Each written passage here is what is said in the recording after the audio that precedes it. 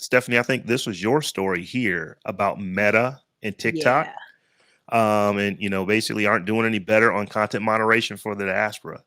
So why don't you tell us about what's going on? I think the biggest country that I saw this was an issue with was Ghana, or Ghana no, and Kenya, Kenya. Kenya, Yeah. And Kenya. I think just Africa in Yeah, general. so Kenya bigger than Ghana.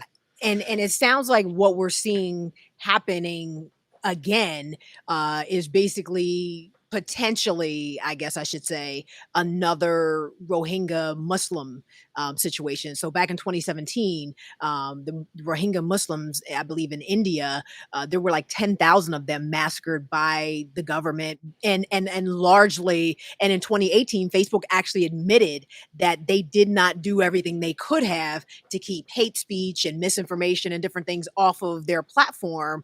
And that largely contributed to why all those people got killed. And some of the refugees now in the UK actually have a $150 billion lawsuit against Meta because of what happened back in 2017.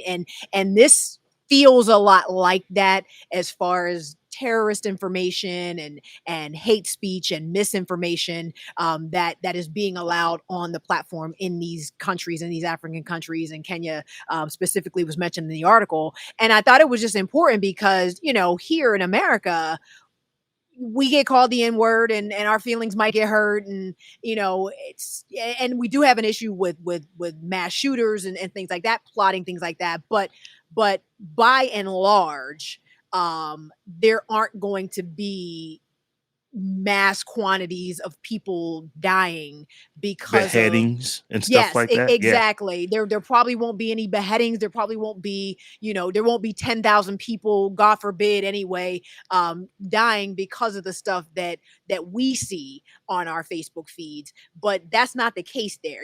This the type of stuff that they allow on the platforms can mean life or death for very large groups of people that look like us. And Facebook just needs to do a better job. And they have Facebook and TikTok. Actually, TikTok was mentioned in this article as well. Just need to do a better job, and they're not. And the reasons that they're giving are completely insufficient. Their AI is not working. Yada yada yada. They claim they don't have enough people that speak the tribal languages, especially in Kenya. English and Swahili are the official languages of Kenya, but there are multiple tribal languages and different slang and things like that. And it's like, if you don't have enough people, why are you pushing your content so hard in these countries before you have the people? And there was a quote in the Washington Post piece that really summed it up. It said, "It is a deliberate choice to maximize labor and profit extraction because they view the societies in the global South primarily as markets and not as societies," said Nanjala Niabola, Kenyan technology and social researcher. So, in your rush to try to just snatch and grab, as much money as possible off these people's backs, you're not even building offering anything in return. Nothing in return, and not putting the protections in place that might avoid a civil war in these countries, or some other sort of uprising or major event in some of these countries. So I just thought it was interesting to call out the fact that Facebook is doing this all around the world, and it's affecting Black folks all around the world in very serious ways and serious consequences. So the thing that got me was they're blaming AI on this. And it's like, okay, I guess that makes sense as long as you don't think about it. Because I'm thinking, so the AI, what's wrong with the AI that it can't actually detect somebody being beheaded? Why does the language come in? Right. It could be a silent video. I would hope that your AI would be able to figure person, machete, head. We probably should not show that content. That shouldn't be behind a language barrier. But let's say that it is. Let's say that actually language is an issue. Is it?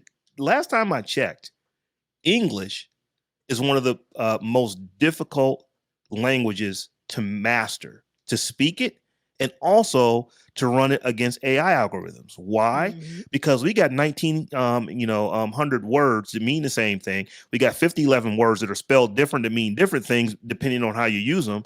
And then we like when you're talking about Swahili, there's yes and there's no.